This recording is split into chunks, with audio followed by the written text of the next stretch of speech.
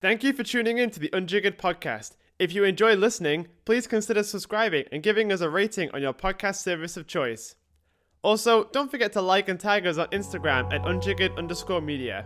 Thank you to everybody for listening, and now on with the show. You're listening to Unjiggered, a bartender podcast where we interview highly successful bartenders about their careers, lives, and the passion of bartending.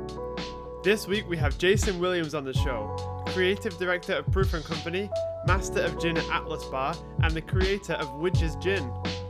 We chat about his start in Australian nightclubs, he explains the origin of Widges Gin, and we talk about how Proof & Company are changing the spirits market. With this podcast, we want to peel back the mask and discover just how the greats really became the greats, so sit back and enjoy. My name's Jason Williams, I'm the Creative Director at Proof & Company, Master of Gin at Atlas, the eponymous of Widges Gin, and many other things to many people. Cool. Let's try to keep it more or less drinks related today. How are you? I'm good, thanks, mate. Very Friday afternoon. I'm very relaxed and great to be here. I'll be hitting the bar for a few drinks at MO Bar after this. How's your gin going? It's going great. Yeah, it's growing organically. You know, Proof & Company have a pretty wide distribution network now. We've got lots of friends in our the markets, and they're all being really supportive. It's been received really well. Everyone loves the liquid. All things considered, it's going really well. So I would like to know a bit more about yourself. So I'm assuming that you started in bartending like most of us did. Would you like to talk to us about how did you get to this industry? Well, actually, it segues from the gin. So the gin is called Widges Gin. My first job that I can remember was at a pizza place, washing dishes and scrubbing pots and pans and floors and whatever. And I got given the nickname Widget. Why? Because there was a cartoon called Widget the World Watcher. And, you know, I was a scrawny 14-year-old wearing a pink shirt at Eagle Boys Pizza, and I got called Widget the World Watcher, which very quickly got shortened to Widge. And, you know, I'm 36 now. That was when I was 14, so I've had the nickname Widge for that whole time. That's so cool, though. So that was my first job, and actually now I've got a gin named after me. So when I was bartending in Sydney, Melbourne, and Brisbane, I was always known as Widge. How was the quality of the pizza in that place? Pretty bad. Yeah. It was pretty bad. I mean, Hawaiian with a bit of pineapple. I'm not sure how you feel fabulous. about that. I feel fantastic about it, actually. Cool. And at what stage did you get into bartending, actually? So I left home, I guess, late teens, moved to Brisbane, started working at a big nightclub called Family Nightclub. In Australia at the time, it was a big deal. It was when Ministry of Sound and Gatecrasher was really big. And so this was one of the big super clubs. So I started on the floor there, picking up glasses and cleaning ashtrays. And so after maybe 2 or 3 years of doing that, got behind the bar. And so that would have been 2001. I would have been 18, 19. Cool. Yeah. And what attracted you to this industry? Or was it more something that you needed in order to pay the bills? Oh, definitely a bit of both. I mean, my extended family all own, well, previously and still some now own pubs in Queensland. So I came from a hotelier background on my mother's side of the family, and I grew up in a tourist town. Working around hospitality and knowing food and beverage and tourism and hospitality was always around, and also the lifestyle. You know, I didn't want to work in an office, as the old cliche goes. And then once I got into it, I just loved working with people and flavors and music and, you know, partying and girls, and, you know, working in nightlife was just fun when you're in your late teens and early 20s. And so that's how I initially got into it, but then fell in love with other areas of the industry later on. What was your first big cocktail job? It would have been at that big nightclub Family. So we had a cocktail bar on the 4th floor called Cocktail Bar, and we had so early 2000s, 50 different vodkas, you know, like gummy bear vodka, mustic That's vodka. So cool, though, eh? You know, all the different flavored vodkas, chili vodka, big ice bar. Gummy bear vodka, was it something that you made or you bought it off the shelf? No, we made I didn't make them, but someone made all the infusions. Yeah, you know, infused vodka in the early 2000s. Yeah, was a the big thing. deal, Yeah, right? no, of course. Smirnoff had something like 47 flavors at peak time, I think. Yeah, I mean it was huge. So we it was a big nightclub environment, but we had big name DJs, and I got promoted from the floor onto the bar, and that was back in the days where you actually had to do your time, cleaning toilets and cleaning ashtrays and breaking up fights and working until 6 a.m. in the morning, and I was really good and I enjoyed it, and so it was actually a while before I got promoted to the bar. But once I got in the bar, then I made enough watermelon and passion fruit caprioscas. Jesus, yeah, I had the caipirosca on the menu. I remember on one of my first jobs was mango and passion fruit caipirosca. So the thing is now I love those drinks. We went through like a 15-year period of like being snobs about it, but now I would drink the shit out of that. Oh, totally smash it. Yeah, I remember I was at a pool party like 2-3 years ago. And I generally didn't know what to order, right? Because you always drink stir down drinks, especially like because I was living in a quite cold place, being London. And then I'm there by the pool, and I'm like, okay, what do I drink now? And then I thought, okay, banana daiquiri, right? Oh, yeah, that was amazing. So was it more of a high volume bar though? Yeah, really high volume. Lots of cocktails actually, but this was like a big club with 4 different levels, multiple bars. But that particular bar was big cocktail focused, but Australia went through this huge craze. I'm not sure if London did, but Australia went through this huge craze of what we called stick drinks. We called them stick drinks because you'd use a big wooden muddler, like a 2-foot or 3-foot muddler, and you'd put in like a fruit salad and mash it all up. Okay. Add vodka or cachaça and shake and dump, and those cocktails were hugely popular. And so that was like the first wave of cocktail culture in Australia. So yeah, pretty high volume cocktail bar, but all pretty bad drinks. Yeah, and after that, what happened? After that, long story short, I moved to Melbourne. I was in Melbourne for 8 years. Okay. And Melbourne from the mid 2000s went through a bit of its own cocktail boom. Mm-hmm. I was lucky enough to work at a place called Ginger, which is Alex Ross and Deb Pays. It was their bar, and I worked for them for 3 years. And pretty influential cocktail bar at the time. Few doors down the road from Black Pearl, in a kind of cool area of Melbourne. Melbourne had this great, or still does have this great laneway bar culture and European influence on its drinking culture. So small little bars, neighbourhood bars, laneway bars, and Sam Ross's mother and sister, Sammy Ross from Attaboy, they opened up this cocktail bar, and I worked with them for 3 years, and then worked in a few other places, and then started to get into like brand ambassador roles and training roles and all that kind of stuff. What was the main reason that made you move from where you were to Melbourne? I had still have a good friend, Nick Hatting, who just gave me a call one day and said, "Get your ass down to Melbourne. It's cool down here." I was working this big nightclub in Brisbane and kind of burnt out a bit, and then moved back up to the coast. Chilled out a bit, and then got itchy feet, and then got a phone call from him and said the bar culture's great. If you want to continue the bartending thing and make a go of it, then get down to Melbourne. So yeah, I thank him for that, and thank Alex, who's still a good friend of mine, for the opportunity. Did you get a bit of a temperature shock moving from Brisbane to Melbourne? Yeah, so I'm from a place called the Sunshine Coast, for starters, and then Coolum Beach, and then I moved down to Melbourne. And compared to the Northern Hemisphere, it doesn't get that cold. But I remember coming in on the plane, I remember it being really green, and I remember it being cold. And I actually remember taking a piss one time, and the urinal, there was steam coming off the urinal. I thought, wow, this is cold. I might have to edit that part out. I think we'll keep it then. And so, like, you mentioned that in Melbourne you transitioned from bartending to brands. How was that transition, and why did you feel that was going to be the next step for you? I don't really. It's funny. Like I think a lot of people in our industry think about their career a lot more, which they should.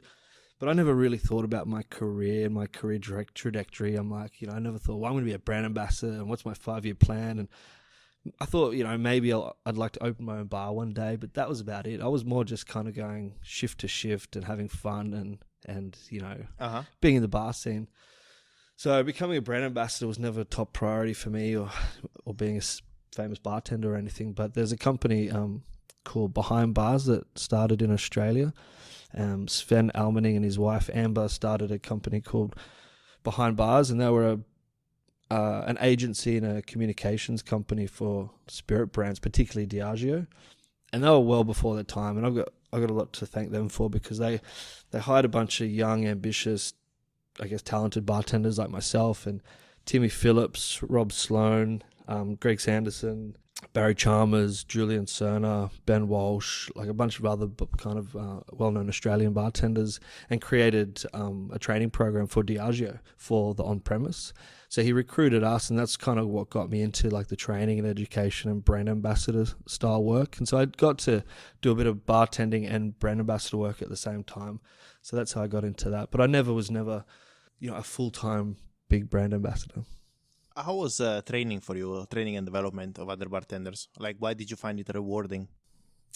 I still find it really rewarding, because I think there's traditionally been a lack of professionalism in the education and training part of our industry. This is also like 15 years ago, so it's a lot different now, but 15 years ago there was a real lack of training and education for bartenders, and there wasn't as much career development or like a pipeline or of growth for where people should go. And so even though I was still quite young, I found it quite satisfying to go into regional centres and regional places in Australia and coach and teach bartenders how to be better at their job and take pride in their role, so they could potentially grow their career as well. Before you train somebody else, you need to have yourself some sort of reliable information. Where did you get your information from? Because like 15 years ago, at least from my perspective, it was quite difficult to get access to information the same way that we get access to now. Even like big books, if you bought like big books from big bartenders, sometimes they would have information that was wrong. Yeah, exactly, was plainly wrong. So how did you make sure that you consistently had good information? Yeah, there's some key books like, Dale DeGroff's book, Gary Regan's book, Craft of the Cocktail, and Gary Regan's book with the names. They did a few. Like my favorite one from him is like probably the Gin Compendium. Is one of the ones I liked a lot. Yeah. Well, I think I was thinking a different one, but there was a couple of key books. 1001 Cocktails from Gary Regan as well. That's a big one. The one even before that, I'm trying to think of it. But yeah, there was a couple of key books from key authors like that. This is pre-social media, explosion in books, I suppose. So I actually learnt a lot from Sven and Amber from Behind Bars. They did a lot of research and just poured over old cocktail books. I used to get home and after a long shift and kind of pour through a Savoy cocktail book or Artistry of Mixed Drinks and stuff like that. So it was more of the old books, because you didn't have the hundreds and hundreds of cocktail and spirit books that we have today. We didn't have social media, so you couldn't just scroll through and click on a few links and learn about clarified milk punch. Like, that wasn't a thing. Like, no, it's true, absolutely true. And so you'd learn about an English milk lemonade, which is kind of like a milk punch, through William Grimes' book instead, and you'd have to like order that online and wait for a couple of months and then go through the whole book and then read the book and then try and figure out what the hell a pony is, or is a teaspoon, what's the equivalent in UK ounces, and what's that then Australian milliliters. And this is before, I guess, the information boom around cocktail culture that we've got now. But yeah, just traditional books, the ones that we could get our hands on. And then there was a few mentors as well, like people like Angus Winchester would tour the team from Behind Bars. Some of the bigger brands would tour people around, like Dale DeGroff came through a few times, and people like that. So I think internet is an amazing tool that we have today to get information, of course. Do you think that the fact that it's so easy to get information online sort of makes these big traveling bartenders a bit less relevant, or not? I think all information is great. The information knowledge, whether it's digital or through like cocktail workshops or presentations, is all great. There's no such thing as bad knowledge. Knowledge is power, and information sharing is great. So I don't think one cancels out, with the other. Because you still organize trainings today, you're very active on that. When you have a training today, do you have the same amount of people that come over, and is there the same interest that you get from a room of bartenders today that you had 10 years ago? So, I mean, we have an education platform, Jerry, which covers more of the basic stuff that I would have trained on 10, 15 years ago. So complete basic bartender technique, craft, cocktail families, recipes, some product knowledge, etc. I don't think people are turning up for that stuff anymore because they have easy access to that. Maybe they do their own reading, or they can access that stuff online very easily, or maybe they'll buy a book. Maybe, or pirate download a book. Actually, more to the point. So I think the kind of like the workshop format or the in-person masterclass workshop presentation kind of format is still highly relevant, but it's not as compelling, and it's only compelling to an attendee if it's something creative or something innovative or something about a story that's being told. So the people that you've had on this podcast, for example, some of them tour around the world simply telling the story of their bar. Most of the presentations are just like, this is what we do in our bar, and that's interesting to some bartenders, and so they'll turn up to hear about that because they might hear about another little hospitality touch point which they can incorporate into their bar, or how they prep for their bar and stuff. So I think no one's turning up for the basic information like what is a liqueur kind of thing, but they are turning up to hear a story or hear a different approach or a different technique. What made you move out of Australia, and when did this happen? Proofing company definitely was the reason. I was working for a large F&B company in Sydney. I was in Sydney for almost 5 years, and our good friend Zdenek Kastanek gave me a call and said, Proofing company have this particular model as a distributor. It's growing, it's proven. We need to kind of, I guess, put more structure around that team, and we're really going to develop that model. And that was like our consultancy part of the business, the creative services part of the business. And so I moved to Singapore in 2015. So that's been 5 years of you in Singapore. Yeah. In March it'll be 5 years. That's crazy. Yeah. What was your role then, and how has it evolved to this stage today? My job title is exactly the same. We were a lot smaller. So we were just in Singapore and Hong Kong. We had a lot less projects, less complex projects, I suppose. We had a couple of big ones like Atlas and Manhattan. But yeah, we've just taken on a lot more projects.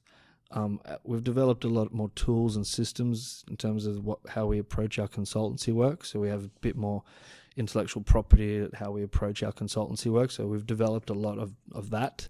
And I've had a lot of changes in my team in the last 5 years, and that's good. People have gone on to other things and moved back home or whatever it might be. So my role, I suppose, has morphed from doing a lot of it myself into more of a coordination and a guardianship role, because we have 45 different projects across several countries, team of 7 people. So I do a bit of business development and more of a high-level relationship role and guardianship role of the consultancy work. Talk to us about the consultancy program. How is it structured? How does it work? What is it that comes from you, and what is it that maybe comes from your partner? How does it work? Yeah, every project's a bit different. They vary in size and complexity and different needs or wants. The businesses are just different, and they have a different offering. I guess the main point of difference between us and any other bar or beverage consultancy is that we don't just focus on the bar or beverage. We really talk about concept, and we talk about take a holistic approach to the business. And that goes from initial concept and what we call a golden thread of the guest experience, all the way through to bar design, venue design, layout, beverage development, recruitment, training, education, music briefs, food briefs. So everything that's tangible and not so tangible in the guest experience we consult on. We don't just put together a cocktail list and a bar design. We really take a holistic approach to our bar consultancy. What are the challenges that you face when you do something like that? Because Singapore as a market is evolving extremely quickly, and I'm sure that the point at which you joined Singapore is moved forward quite a bit. Have you had some challenges trying to get some of the ideas that you had to transition them from idea to actual bar existing, and have you had some pushbacks? It's the story of my life. My professional life anyway. It's funny, we're in we're an integrated business, so we're a supplier first and foremost. We represent independent spirits, liqueurs, tools, etc. Then we have this consultancy arm of our business. So that's always a consideration to take into account. A normal firm or agency can always just kind of like say, no, we're not going to work on this anymore, or they might fall out and they will just walk away. Whereas we'll never do that, because we like to share success and push hard to get a great result, but also we have this supplier relationship as well. So that's unique, I think.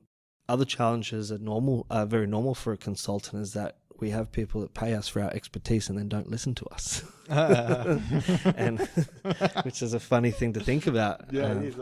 And we have all these little mini micro battles. It sounds dramatic, but I tell my team, pick your battles, you know. We're not going to spend tens of hours like on what shade of red to have on, when I know in the future I'm going to need a big budget to buy like the bar equipment that we require to execute our beverage program. And so there's many different little challenges, but there's always workarounds, and it's reliant on good client relationship management and try and make sure that we share the vision together and then stick to the vision going forward. But yeah, it's funny, that consultancy dynamic where we get paid for our opinion and our expertise, and then we have to convince people to do stuff. Yeah, it is crazy to think, no? Yeah. So we mentioned at the beginning of this episode that you have a gin. And how is that going? And where did the idea come from? Where do you make it? How did you come up with it? Yeah, so we, I guess the trajectory of Proof and Company has meant we've gone from, we still do represent amazing spirits and products from around the world in Asia Pacific, and we have an education platform, Jerry, and we have our consultancy part of the business, and well, I mean, it all started at 28 Hong Kong Street, I should mention. And, you know, so we've just grown when we've recognized opportunities, or maybe places where we can be creative or innovate in the market. Our co-founders they didn't come from a beverage background, so they had a fresh perspective when they did open 28. And then plus people like myself or different people on our team have different ideas because they realize there's different opportunities. As a distributor, we realized that there was a gap in our portfolio. We wanted to still be passionate about quote-unquote craft spirits, but get them down to a price point which could compete and could be used as pouring products. We also realized that we wanted to be disruptive in the alcohol industry from a sustainability perspective. We know if you go on any of the big guys' websites like a Diageo or Pernod Ricard, they tell you that, you know, about 60% of their carbon emissions and their wastage comes from their packaging and their logistics. And so we wanted to think, how can we come up with a craft spirit brand that will fit perfectly into our distribution portfolio, because that's a commercial need of ours, and bring the world of craft to light from a price point perspective, but then also do something good for the environment around the worlds of spirits distribution as well. So that was the impetus to come up with our own spirit brands. We knew we were going to do a gin because, you know, we're massive gin fanatics. It's the quintessential cocktail spirit. We knew we were going to do a vodka, a vatted malt scotch, a tequila. And so we went to some of our friends around the world. We went to Langley's in Birmingham to make the gin. We make the vodka in Picardy in France, et cetera, et cetera. And so, yeah, I'm the gin guy. You know, I collaborated with Four Pillars many years ago, collaborated with other gin brands in Australia, opened up a gin bar for my former employer in Sydney many years ago. So when I came to Singapore, I started working on Atlas. I was just the gin guy within our company, and so my bosses said, okay, you come up with the gin. And so I did. I came up with the kind of the concept for the liquid and how it should be used, and what did bartenders need, basically. That's what we thought. We don't need another gin for the sake of it, you know. And there's some amazing local gins coming out that are using Southeast Asian ingredients or Chinese ingredients or Australian ingredients. We didn't need to do that. We thought, what do bartenders need? And they want a good cracking London dry gin with a good whack of juniper. For ours, we put in a big whack of orange and a firm suggestion of cardamom. And so I knew what the flavor profile and the aroma and the usage was going to be. We went to Rob Dorset, the master distiller for Langley's, who's been distilling for 45 years. And that kind of went from there. 2 years later, we got a gin. Similar process with the vodka and the tequila and the vatted malt scotch. Then we built a bottling plant in Singapore, and we ship in large formats, and then we bottle into different size formats in Singapore. And we developed another piece of technology called Eco Spirits. So Widges Gin comes in a normal 700 ml bottle. Then it comes in a 4.5 litre Eco tote, or it comes in a 25 litre tote. And yeah, we just kind of cut through all the carbon emissions and water usage and rubbish. So yeah, that was a long-winded explanation. I hope that's okay. No, but that sounds very interesting. And how do you, like from the logistical standpoint, how does it work with duty? Like, do you pay duty? Because when the thing arrives, right, like in a large format, do you pay duty on that, or do you pay duty on the individual bottles? How much legislative issues have you had to go through? An immense amount of paperwork to build the bottling plant and to explain what we were trying to do to local regulatory bodies. And it's definitely not my area of expertise. I mean, but the short answer is, yeah, as soon as you take alcohol out of bond, you have to pay the tax on it. It doesn't matter what size vessel that you have. So if it's a 1,000 litre or 700 millilitres, you have to pay the equivalent tax on it. And as you know, in Singapore, that's very high. Mm-hmm. If a 700 milliliter bottle, about $27 of that is taxed straight to the government. So that's crazy, eh? So you imagine how much tax you have to pay on 1,000 liter square IBC. It's a lot, and that has to be paid like straight away. It's the tax man. You can't. Yeah. It's not. You're not on 90-day terms, or it's not credit. And so it gets shipped to Singapore, and then it's in bond. And as soon as we want it, it gets taken out of bond. Pay the tax. We take it to our bottling plant and then bottle it. Yeah. So the way we perceived Proof from outside before I joined Singapore, but very much here in Singapore, is that you are this sort of like very disruptive distributor and company that comes up with cool ideas. I think you've considerably shaped how bars operate in Singapore and how distributors operate in Singapore. Have you seen some of this trickle down also to the way that spirits are sold here in Singapore? Or do you think that you still have the high ground when it comes to this Eco Spirits program? I wouldn't say we've got the high ground. The environment has changed a lot. I think Singapore is such a developed bar scene that there's a huge amount of spirits available here for such a small market. I remember when I first moved here almost 5 years ago, I thought there was a disproportionate amount of craft independent spirits available in Singapore, considering the small size of the market. The market was bigger in Australia in terms of volume and the amount of bars, but you couldn't get a lot of the products that you could get in Singapore.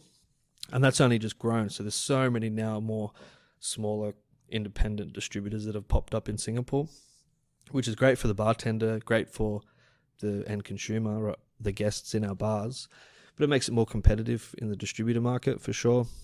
And Proof is just growing, and so Proof gained its reputation, I think, and correct me if I'm wrong, but for two different reasons. First was our service approach as a supplier. So we have our own vans, we have our own boxes.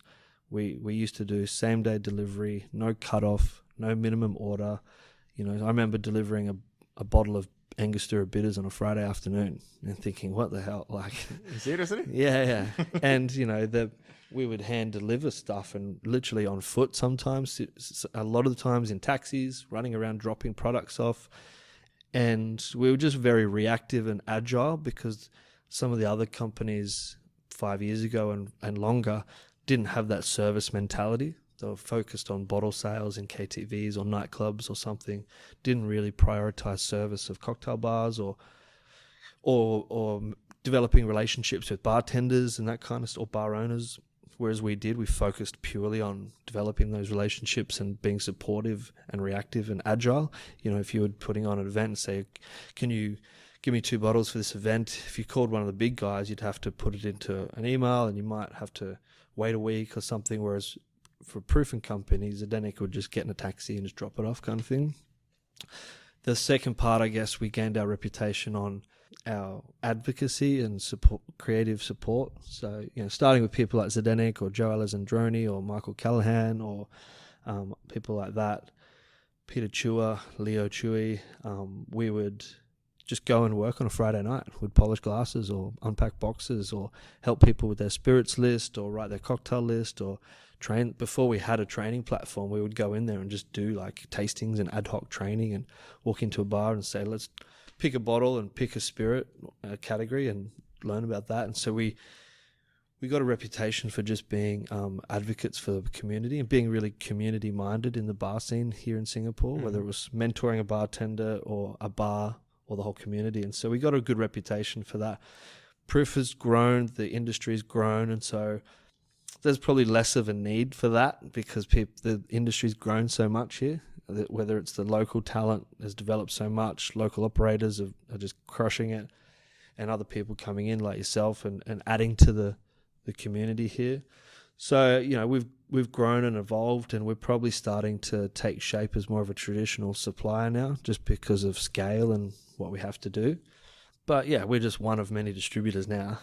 But we do our best, and with products like Eco Spirits and our creative services, I still think we innovate and we are creative, and we're just here to support the market really, as a good supplier. We just our business card says advocates for extraordinary spirits, and our wish and our goal is to be the most trusted independent spirits company in the world, if not Asia Pacific. And so it's not about being the biggest or having the best. We just want to be the most trusted and help bars do better.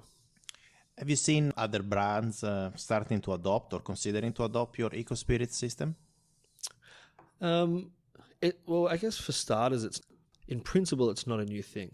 It's been done, whether it's milk bottles or soda siphons. The idea of replacing empty bottles it sounds so simple, yet it's not happening, and it's just causing a lot of waste. We were just saving the other day, because when you throw away a lot of bottles, you don't realize that you're throwing away a lot of bottles. But now we keep all the empty bottles of your gin and vodka, which are our house spirits, and we have them there in a corner of the bar, and we send them down once a week, right? And I realized that there is a hell of a lot of empty bottles, right? It's unbelievable. Yeah, it's wild. It's really good. I think it's 120 grams of carbon emissions per bottle, and you can imagine around the world how many bottles of spirits empty bottles are being thrown out. So it's a really meaningful savings. And it's really what I call low hanging fruit. So if a bar is banning straws, trying to use their ingredients more than once, banning plastics in their bar, taking all these small little steps, and they're all little small steps, but combined together, it's meaningful. If you can reduce how much rubbish that your bar is generating from a weight perspective, that's really helpful. And glass is recyclable, so it's possibly the best possible rubbish. But it takes up a lot of space, and each bottle has stickers, each bottle has adhesives, each bottle had to be put on a train, a truck, a ship, dropped off here. So if we can reduce all of that, it's quite meaningful. And so a bar can make those little steps to kind of help the environment. To your question, are other people starting to do something similar? There are some other companies that are employing other techniques around the supply chain and to the production of their actual spirit to reduce the carbon emissions and water usage, but nothing like ours. But yeah, we really encourage it if we do see it. You talked about earlier on that perhaps at a certain stage of your career you have considered opening a bar. Is this something that you still have on your sites, or did you put it on the shelf, or is it? It's still there. It's still on the shelf. There's a little project coming up soon there's a project in Australia. I'll give you a sneak preview, but I can't divulge everything. No, don't worry. But I'm involved. I'm involved in a project in a multi-bar opening in Australia coming up at the end of this year. It'll be the first time that I'm actually going to be an owner in a bar. So it definitely is Oh, that's cool. It definitely is a. Are you excited? I'm very excited. Bit daunting. I've been helping other people open their bars for 5 years and working for other people.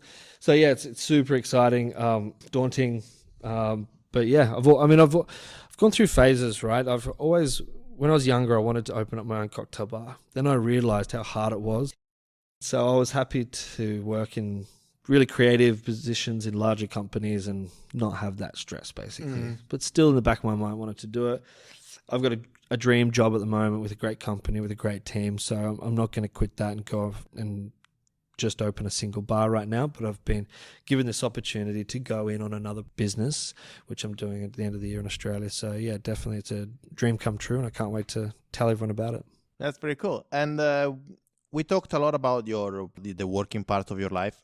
What is it that you do in order to make sure that you keep that work-life balance? And what is it that you do outside of work to keep you fresh and happy?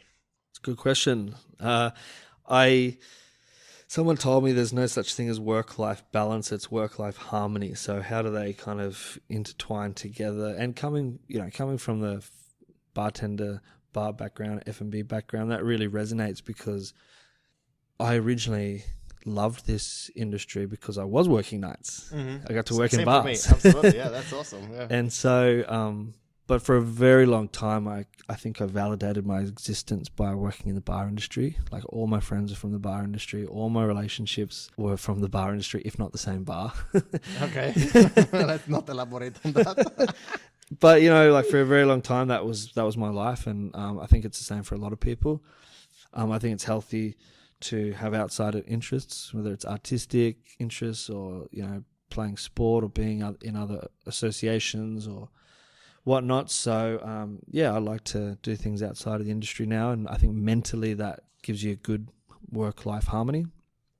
But also I'm pretty bad at it actually, so if I say something now it's pretty hypocritical because I work a lot. But you just need to stop work, put tools down and go exercise, or tools down and go sit by the pool, read a book. It's really difficult, but try and think of other things other than drinks. Yeah, but to be honest, I think this is one of the biggest challenges of our generation, because I think we are now in a world that is so competitive, and you have so many different jobs and people can choose, and you're not tied to geography as much as you were in the past, meaning that if you are in this area, as you said, you grew up by the seaside, everybody works in bars or whatever because that's where tourists go, so you end up doing that. Nowadays, this is not a thing anymore. People tend to travel more. So I think the biggest challenge that we will have of our generation, like millennials, is that once we get into managerial roles, we will have to find ways to attract people into our industry. And I think sorting out the work-life harmony would be probably one of the first challenges that we have to face, right? 100%. Well, when I was younger, or when we were younger, people didn't care as much about their health. And so, in fact, it was probably looked down upon if it was a badge of honor if you could work like no, a of course. 16-hour shift thing. It's still happening. Thing, yeah. Or if you could drink a lot or do a lot of drugs or work a lot, it was actually people would think you were cool or something, and people would be boastful about it.